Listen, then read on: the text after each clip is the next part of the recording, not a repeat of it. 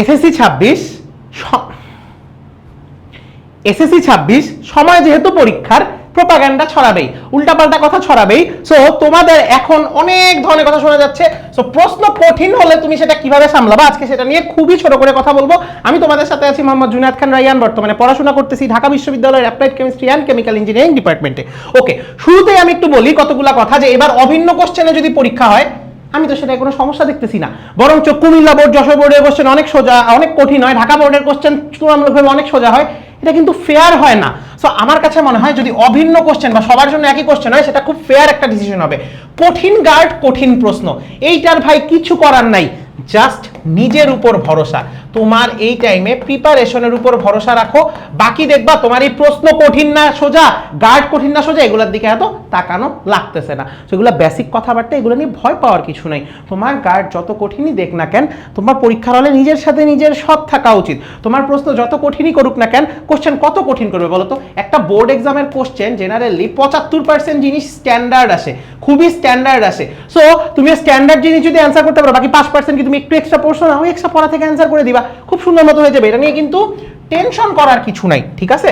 আচ্ছা, এরপর চলে আসে যে তুমি যে কোনো মেড ইজি বলি বা যে কোনো তুমি টেস্ট পেপার বলি, যে কোনোটায় যে কোনো সাবজেক্টে একটু মিলায় দেখো, তুমি যদি 12টা সিকিউ করে ফেলো, ওই চ্যাপ্টারের যদি 12টা সিকিউ করে ফেলো, তোমার ওই চ্যাপ্টারের যত কোশ্চেন আসতে পারে সব কভার হয়ে যাচ্ছে, ঠিক আছে? আর যদি আরো করতে পারো, আরো প্র্যাকটিস করো, কোনো সমস্যা নেই, বাট অ্যাটলিস্ট 12টা করে যেন তোমার সিকিউ প্র্যাকটিস থাকে, দেখবা টপিক কভারেজ হবে। দরকার হলে মিলাই নিও ওই ভিডিওর মাঝখানে পজ করে রেখে, ঠিক আছে? আচ্ছা, এরপর হাতে সলভ আর ক্যালকুলেটর হ্যাক্স, এই টাইমটায় তুমি একটু হাতে হাতে প্র্যাকটিস করবা, শুধু দেখবা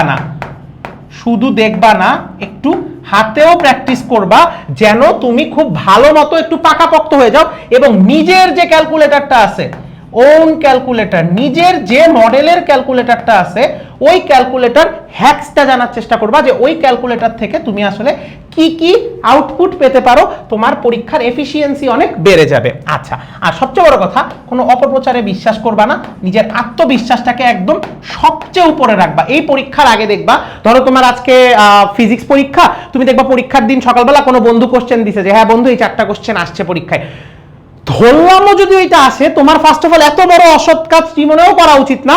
আর most of the time 99.9% chance হলো এটা পরীক্ষায় আসবে না। শুধু তুমি তোমার মাথাটা গরম করবা, পরীক্ষাটা নষ্ট করবা। এই ধরনের কাজ কেউ করবা না, সুন্দর মতো প্র্যাকটিস করো, সাবজেক্ট ধরে ধরে প্র্যাকটিস করো। প্রতিটা সাবজেক্টের ভিডিও দিচ্ছি, একটু চেষ্টা করো রুটিন মাফিক পড়ার। এই টাইমটায় নিজেকে শক্ত করে ধরে রাখো, সাহস রাখো, আত্মবিশ্বাস রাখো, নিজেদের এতদিনের প্রিপারেশনের উপর ভরসা রেখে প্রতিটা সাবজেক্টের আগে ওই সাবজেক্টের উপর ডেডিকেটেড এমন প্রিপারেশন নাও, তোমার যদি পরীক্ষায় 75 পাওয়ার কথা থাকে, তুমি যেন 95 পেয়ে আসতে পারো, আর যার 95 পাওয়ার কথা থাকে সে যেন 100 পেয়ে আসতে পারে। সো বেস্ট অফ লাক সবাইকে। এই কয়েকদিন আরো অনেক ভিডিওতে দেখা হবে, কি টাইপের ভিডিও দিয়ে হেল্প করতে পেরে ভাইয়াকে জানিও। দেখা হবে নেক্সট ভিডিওতে, কিপ ফলোইং। আল্লাহ হাফেজ সবাইকে।